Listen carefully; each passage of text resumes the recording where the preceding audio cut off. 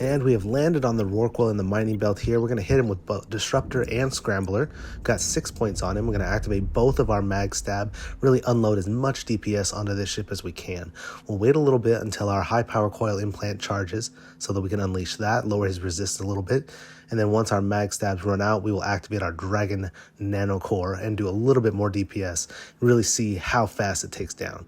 So, okay, now we've got our dragon core on him. Let's see how fast his shields go down here.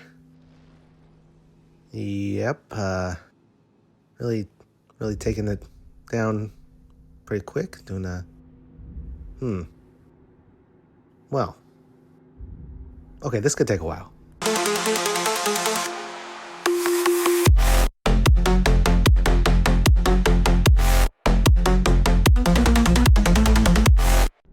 Hello pilots and welcome back to another Eve Echoes video. I am Gromeyer and I am flying my new Annihilator battleship.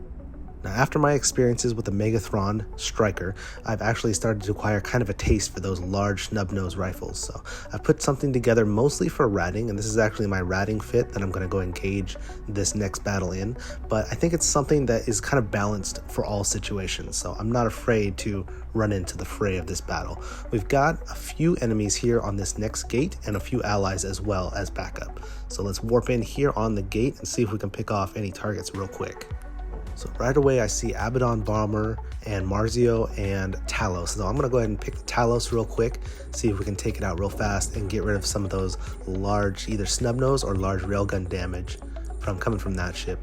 We should only take us a couple of shots on this. This is a lower tier battle cruiser, assault battle cruiser. Yep, 2 shots and we've taken him out. Really nice, really strong on the snub-nose DPS with this ship. Once we get something webbed, it's not going anywhere with those extra bonuses to webs too. So we'll lock on here to the Marzio and see if we can grab him before he heads back to the gate. Does look like he's trying to make his way back to the gate, but we're going to cut him off halfway through. Our webs should do a pretty good job of slowing him down, but he might be able to close that gap here. So I got to be prepared to move on to the next target as well. Looks like the allies that I have here helping out are going to be the Armageddon battleship, the new Allegiance destroyer, and I think there's a fiend circling that bomber ahead. So as long as the fiend has that bomber trapped away from the gate, we can go ahead and focus on this Marzio. He is getting pretty close to the gate now. I think he's within 7 or 8 kilometers, so he might be making a break for it pretty soon. Got to be ready to switch over to that bomber and help out with the DPS because it looks like he's holding really good. Okay, looks like we lost our lock on the Marzio, so he's probably going to warp through the gate here. Let's go ahead and approach the bomber and try to grab him. Actually, the Marzio did not warp through the gate. I think he may have just broken my lock with a Dragon Chant Nanocore himself. So we're going to relock the Marzio here and see if we can get him. He's still shooting a target, so I know he has combat timer. And he's about halfway through his shields. As a shield tank ship, if we can bust through his shields, we should be putting out some great damage into his armor and hull. I have the Allegiance here circling the Marzio, getting him pinned down. Might have some webs on him, not 100% sure, but it looks like he is doing some extra DPS and helping us out here take down this ship. I want to kill the Marzio first because I think he's probably going to have a lot more DPS, especially with the high-level cannon implant, than the Abaddon Bomber. And the Abaddon Bomber is going to need all of our focus at the end. So if we can take down this Marzio, we can all focus fire on the bomber at the end. Okay, we've got double webs on the Marzio, double NOS running, so our cap is looking pretty good. We are heading into our armor pretty soon, so it does look like those 2 battleships are going to be focusing us. Probably a lot easier to hit the Annihilator than to hit the small ships in orbit. Yeah, looks like I got some more E-War on us now. Let's turn on our large rep, turn on our repair mod, and get our reps going. Now this is going to drain our cap really quick, but it's better to survive and put out DPS than it is to go down. So as long as we're maintaining with higher armor, even if they see that they can't break our tank, then they might move to another target as well. So that's one of the reasons why I kind of try to keep myself topped off here. If you make yourself a difficult target to take down, they might focus somewhere else. Marzio is looking really damaged here. Looks like he's into his armor, so we should be putting out some great hits. I am in my optimal range to take this target down, so we should be seeing some damage increases going on pretty soon. Wait for that high power coil to get a little bit more charged up before we activate it. And we will do some really nice damage into this battleship. Yep, he's almost into hull now. Looking really good. We do have a succubus that seems to have joined the fight. So, yep, taking him about halfway hull. Let's see if we can get this kill mail at the end here. That'll be a really nice kill mail. 17,000 hit. You can see him whittling him down. And very nice. I think we did get the kill mail. All right, let's move on to the Abaddon Bomber. Make sure we're assisting with that. That's going to be a much tougher target to take down. Those things are like mini dreadnoughts. And as my warning indicates, he is definitely targeting us. We are the largest ship on the field and going to be pretty close to within his range, especially going on a straight line. We're running a little bit of low on cap, even though we have double NOS. I think that's because of the large newt that he has and the bonuses to E-War that the Abaddon possesses. Very strong ship, very strong bomber. If we get too low on cap, we're probably going to have to go towards this gate and turn off our weapons. I don't want to drop to one ship here, especially when we got so much backup. Let's continue to engage a little bit more, keep the pressure up until we get to about 10% cap. We want double webs on him. Keep our reps going. I will turn off that repair mod though, because it does really drain us running our repairs so fast. It's not like the Citadel mod, which is going to reduce the amount of capacitor it takes to use your repair mods. It's just going to increase it much faster and give you a little bit of bonus to the amount you get. So we're running a little bit low here, about 15%, and it might look like it's time to head towards the gate. Yeah, let's go ahead and start our approach now because we are about 15 kilometers away. We don't want to get caught off the gate. I don't have a battery to boost my cap real quick, and we don't want to wait till we're really low on armor because once we get into hull, we're going to take a lot more damage as well. So you can see this ship's still putting out a lot of DPS on us, even though they're mostly a tank fit. Most bombers have around 2,000 to 3,000 DPS, and usually you can tank through it, but this one seems to be doing a pretty good job getting through my armor and draining my cap. So we'll approach the gate. We'll be pretty close. Let's turn everything off just in case we need to warp through. I'm sending the jump command a few times, even though my combat timer is still pretty full. I'll still turn on my repairs manually as much as I can because that's not going to increase our combat timer. But hopefully we can break this guy's tank pretty soon because it looks like I am running low.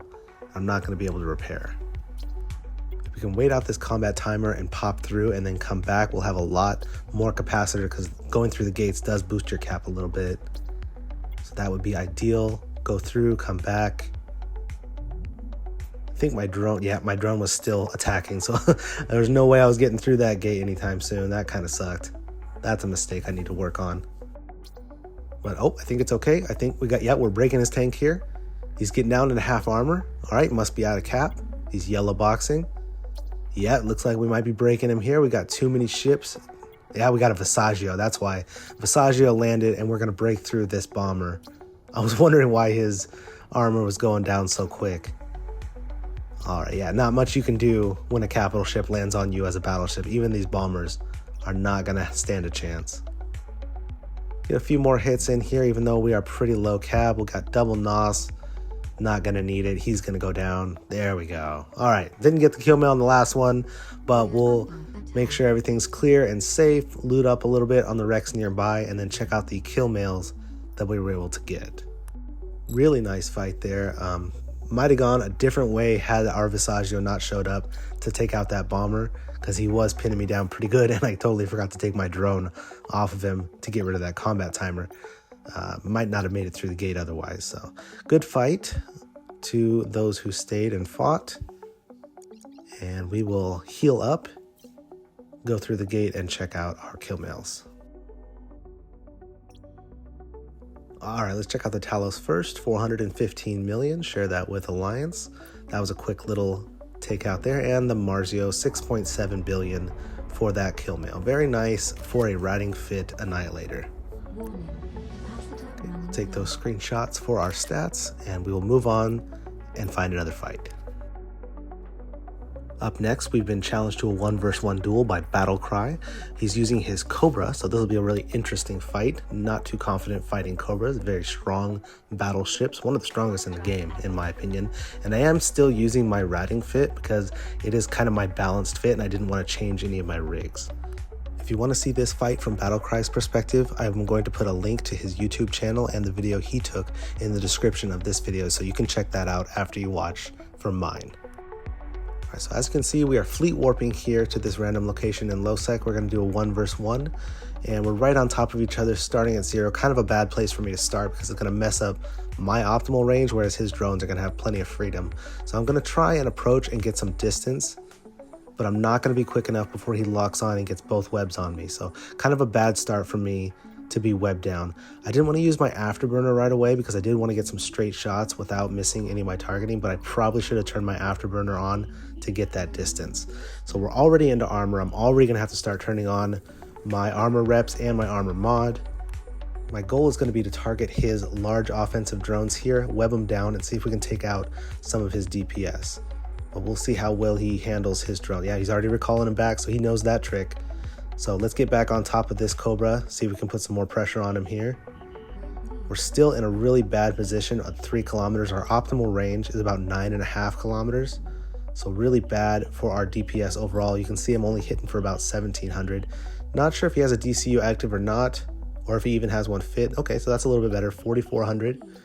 Let's lock onto his drones that he's launched again. And I know that every time he launches those drones, it's going to be another bombard blast. So it's going to be really tough if we don't take out at least one of these drones and cut his DPS. I don't think he is active tank. I think he's passive tank. So we are going to be wearing him down pretty good. But he's going to be able to come back because I know the Cobra has naturally a good passive recharge on their shields. So if we don't put some constant pressure on his shields, we're going to have a hard time, especially if we can't get him down into armor.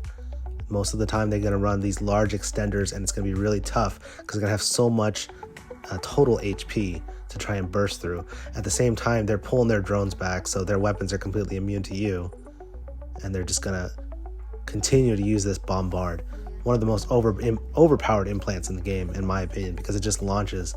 The multiplier on the bombard implant is so huge, especially for these large offensive drones. So I'm still trying to fight to get out to 9 kilometers, but you know, I haven't turned on my afterburner. I was going to turn it on, but I saw my cap dropping really quick, having to run these double large reps so often that at this point, it kind of doesn't seem worth it to try and use the afterburner. I don't want to burn through any more cap than I actually need to. What I really need to do is lock onto one of these drones and take it down. I get into the armor of some of these drones, but then he just pulls it back. And I think something that is a little unfair, which is kind of a tangent, is the fact that it repairs armor when the drones come back into the ship, but that's a whole nother topic I can get into later. Okay, so you can see I'm about halfway through my armor now. It's not looking great. He is going to launch another drone out here. We're getting some great shots on his drones. Very nice, slow down shots, but he just pulls them back right away. And there's no chance for me to take out his drones at all. We continue to put pressure on his shields, but he's just got so much total shield hit points. He activates another extender right there. I blast right through it, but I don't think it's going to matter because my cap is dropping so much. He's got that large newt on me that's just draining me so quickly. And I think it's crazy how he's able to maintain cap with the large newt running on me the whole time, but I have double NOS and I'm not able to keep up. I'm still going to try and take out one of these drones because at this point, if I don't take out some of his DPS, I'm not going to have enough capacitor to repair myself. So hopefully I can get some lucky shots, and he's a little bit slow on the draw here. We'll get a little bit into the armor of this one. One more shot and I might take it. No, he pulled it back again. Okay, great job handling the drones by this Cobra. And I am almost completely out of cap now once his large nuke gets a hold of me, down to 1%. Yeah, I'm gonna have to turn off that repair mod, down to 0%. Not even gonna be able to fire our weapons anymore, and it looks like he's just got a huge advantage on us here. Our NOS is just not able to keep up with that large newt, even double NOS. I have the level 10 GU for the NOS, and it's just not able to keep up. Really crazy overmatch here. I think I started off the fight really poorly by being so far away from him. My guns just couldn't track him this close up. They can track, but it just won't apply maximum DPS. Yeah, good job. Okay, good fight. I think in hindsight, there were a few things that I could have done differently, like pulling away from him at the start of the fight and using a little bit of range to keep away from his drones and being able to pull them back so fast. Something I completely forgot about is on the second page of my hotbar, I had the Dragon Chant ability that I could have used to break free of his webs and get that distance. So overall, just a learning experience and a good 1 versus 1, and a good job from him for pulling his drones back as often as he did. So good fight there to BattleCry, and congratulations on the win. All right, so we will wait our 12-hour cooldown, rebuild, and fit something a little bit more for PvP. cooldown over, and we are back in Jita with a fully repaired Annihilator, and we are getting ready to fit it out for the PvP that I like to run, solo hunting. I'm going to break it down fully for you, mods, implants, rigs, everything, and I'm just going to go over the way that I'm going to fit this for the style of gameplay that I like, which is just filament hopping around, looking for a target, scanning it down, killing it as fast as possible, and running away. So it's going to be a little bit of a different PvP fit than someone might be used to. We will start off on the top with the high slots. I am running C-type large snub nose railguns. These have an optimal range of about 9.5 kilometers with a fall off of 13.6, and not too bad of a tracking speed with 12.6 as well. In the mid slots, I've got one long range disruptor for catching something at about 44 kilometers, good bonus there. We've got an MK9 narrow scanner. I might switch that out to an explorer if I want later. And then we have the Scrambler, that's for extra points on targets so we can catch the mining ships. Of course, we are going to carry 2 of the Predator stasis webifiers. This has the increased range of 24 kilometers, very nice for catching fast targets that try to orbit you at range. Then we'll move over to the low slots where I have a large C-type micro warp drive for jumping onto targets quickly from a distance. Got 2 magnetic field stabilizer C-types in the low slots for some extra DPS, both passive and active. We've got the DCU to buy us a little bit more time while we do our hot DPS, and a little bit of resistance with an adaptive hardener and a large repair as well. I went with the large repair over the large armor plate because I wanted to maintain mobility and also so that I could heal up after any heavy damage that I take and still be out there hunting without having to dock. Moving into rigs, you'll see I have one integration here. This is a 3P6 integration for some extra resistance. It's not too expensive and it's going to add a lot for that one slot that we're taking up so that we can have the other 2 slots filled with some DPS. Just 2 railgun burst aerator 3s. On the engineering side, this is where my speed comes in handy. So I've got 2 hyperspatial velocity optimizer 3s. This is going to increase our warp speed to 3.2. Very fast, actually faster than my fiend, surprisingly. And then I put a polycarbon engine housing here to be able to warp away faster, get away in between gates and from target to target faster.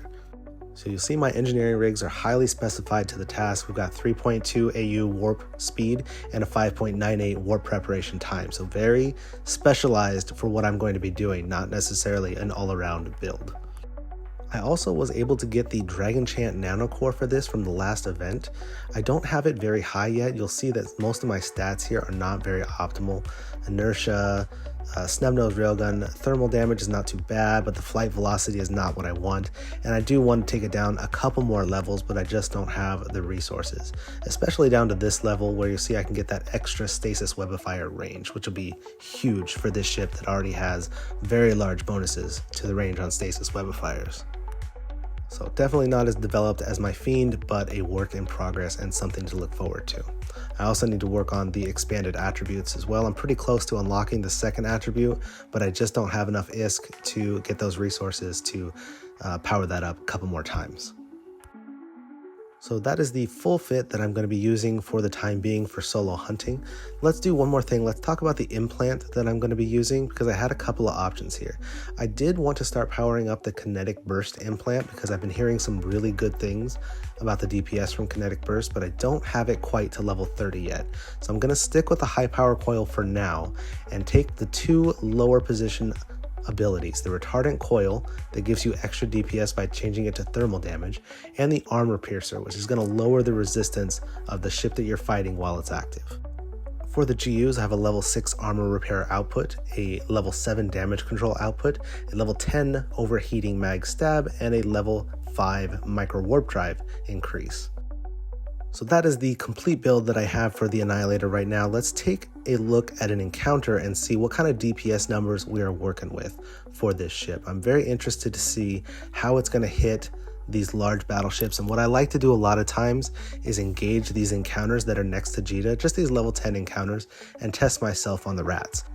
And the 3 things that I'm looking for in these tests are how well I'm going to take damage from the ships, how much I'm going to be able to burst down a battleship and how well I'm going to be able to apply my damage to the fast moving frigates that are going to be in the encounter. So this is a great way and something that I do with every new ship that I build. I launch one of these tier 10 encounters and test myself out and see how I handle these ships.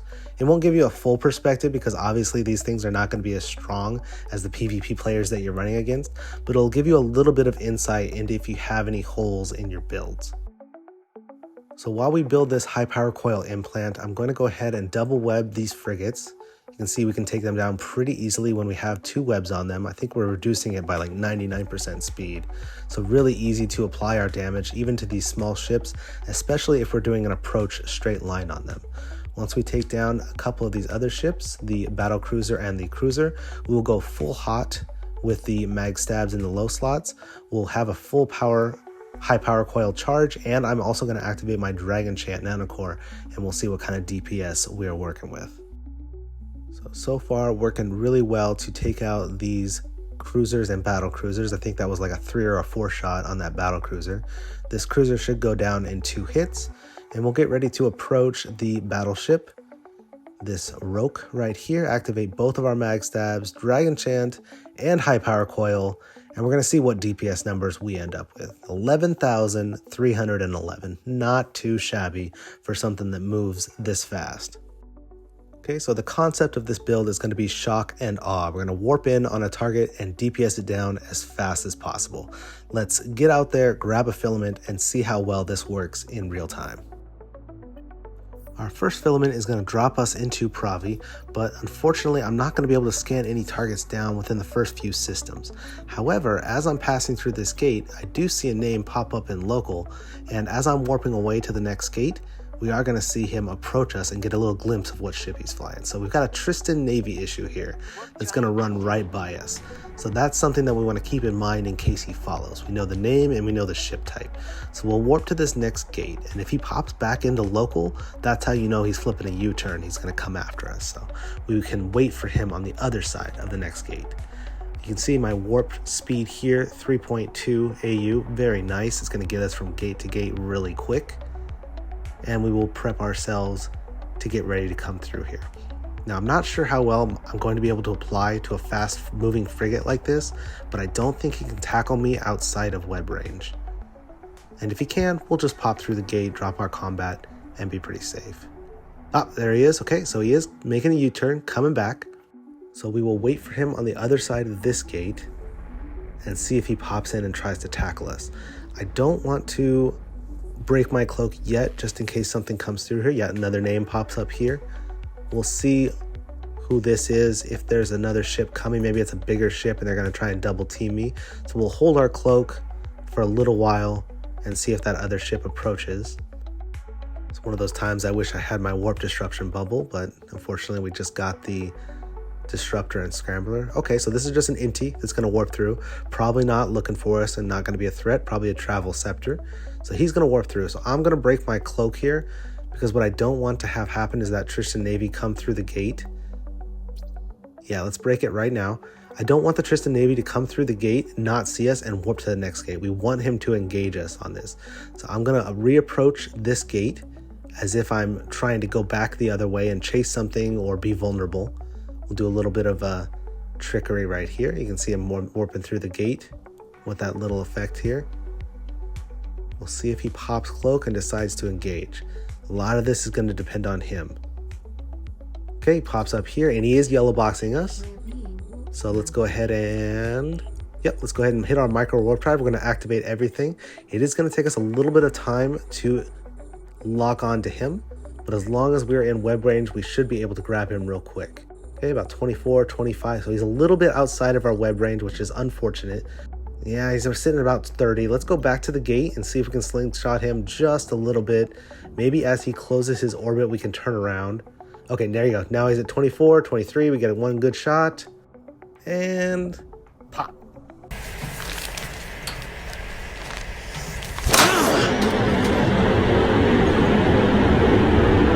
Yeah! Oh, zap! Somebody got got, yo!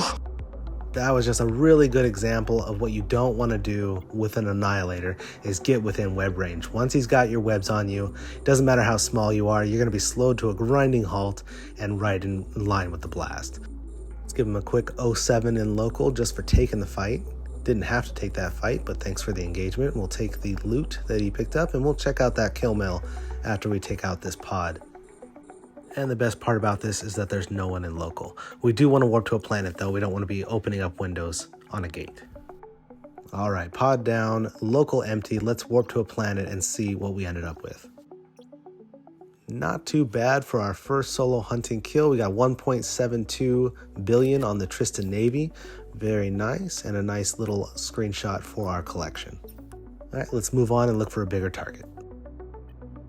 Scanning down another system in Providence. We are going to be scanning a mining belt, and we've got an orca, so a very nice target for us to try and warp in on here.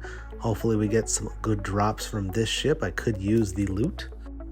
But we do have a few people in local as well, so we'd want to make this as quick as possible. Luckily, I think my DPS is going to be able to burst down this target really quick as long as we can get our disruptor and scrambler on top of him. Now, orcas usually have a +5 warp stability, and we have +6 points, so we should be able to hold him if he's not fit with warp stabilization mods. That is one of the reasons why I went with that scrambler instead of a second disruptor as well. Okay, so he's still here, and his drones are still out, so we might be able to grab him real quick before he warps off. Let's double tap, get him locking on. All right, there we go. We got a drone and the orca, but as long as we target the orca, we should be able to get both of our disruptor and scrambler on him, and he should be locked down. Okay, let's apply full DPS, both mag stabs, dragon chant. We'll wait a little bit for our high power coil to activate before we click it, but I am probably going to click it pretty early because this guy's going down quick. We're about 3 shots through his shield. Very nice. I don't need webs on him because he's not going to go anywhere. Another shot almost all the way out of his armor. Okay, let's go. We got the high power coil active. Couple more shots here. Looking good. We're going to take down this orca. Okay, one more shot. Here we go. And wait. No lock? No!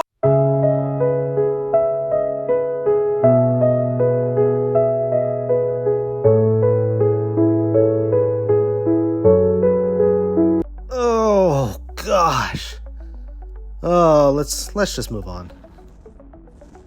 I have filamented into AOA space, and we're going to pass through this gate here with a fiend right on the other side. And we know what that means usually. Fiend means capital ship coming, but I have a lot more DPS now. So we're going to double lock onto this fiend, grab him real quick while he's not moving. If we can get him slowed down to a halt, since he doesn't seem to be going anywhere, we should apply some straight heat to this fiend before he even knows what's coming. We'll activate both of our mag stabs. Don't think I'm going to need Dragon Chant just in case I need to get back to the gate. But we will maintain our optimal range of about 9 kilometers on him here. And we're going to activate our high power coil. Yeah, let's just hit Dragon Chant. Let's take him out. Yep. There we go. Woo! Woo! Woo! Woo! Woo! Woo! I tell you what, it feels really good to be able to take out these fiends with all the times that they've trapped me on these gates waiting for capital ships. So couldn't hold me there. Didn't see me coming, and another one bites the dust. Let's get off this gate and check out that kill mail. Not too bad, pretty decently fit, 3.6 billion ISK kill mail for that fiend, and we will move on and find another target. Okay, I am up in Scalding Pass in Sus territory, and I wanted to go over a quick little scanning tip that I got from my last video. So B-Town Hustler wrote, in general, the ship signals appear at the top of the scanner list. George4814 says, you're a dirty, filthy liar, B-Town. I actually get structures and add-ons all the time. And B-Town says, give it a try. It's true. And in fact, this is the new way that I'm doing scanning. If you go over to the combat side and you just take the first result, do the analyze signal and solve the puzzle, you're going to come up with a ship, if there is a ship undocked, almost every single time. And so far, this has worked in every single situation that I have scanned. If there was a ship undocked, it was at the top of the list. And if nobody was undocked at all, I went through and scanned every single signal down, and in fact, nobody was undocked. So this is a new way for people to get through their scanner much quicker. Just choose that first option on the combat side. As you can see here, I've scanned down a Nidhogger, and I'm going to be warping to his Fleet Rally Anomaly at 100. And the first thing that I want to do is click warp, warp, warp from that spot, because I want to get on top of this Nidhogger as quick as possible. So I'm just going to warp directly to him, and we'll adjust afterwards to get out to our optimal, but I don't think he's going to have a really good way to stop us. So we're just going to keep hitting warp from this screen, and as soon as it's available for us to warp, our ship is going to start warping right away. Right there, start warping so we can back out. And because of that quick inertia and our warp speed, we're going to be able to get onto this target before he's able to warp away, hopefully. That's the idea. So we're going to come right up on top of him here, and we want to lock onto him as soon as possible and get our disruption points on top. Let's get him. He should be pretty quick to lock on target, and we just freaking missed the Nidhogger. All right. Well, good news is we have a new scanning trick to find and lock onto our targets quicker. So use that in the future if you're out there hunting with a red scanner. It's true. I've tested it. It works. So can you believe it's been almost 30 minutes that I've been attacking this Rorqual? Okay, so that's not true, but it sure feels like 30 minutes because I am doing everything I can to apply DPS to this thing, and it is not breaking. I don't know if anybody's coming to help it out or not, but there's not much that I can do to break through its tank. If I knew if it had a battery or not, then I could probably sit here and wait all day. But you can see as soon as I do any kind of damage to it, it just heals right back up to full. And I don't feel comfortable waiting for a fleet to come and take me out. So we'll just have to move on to another target. I'll end the video here with me beating on this Rorqual while nobody comes to try and save it. And if you like the video, go ahead and hit like, leave me a subscribe, leave me a comment if you have any questions. I plan on flying the Annihilator for a few more weeks at least until I get the hang of it and get 100% solid on my build. But so far, I am absolutely loving this ship, even for solo PvP. It is a little bit more risky because it's high IP and high ISK investment, but it is a ton of fun to be flying this around and being able to take targets out with so much DPS. So until I see you in the next video, fly safe and have fun.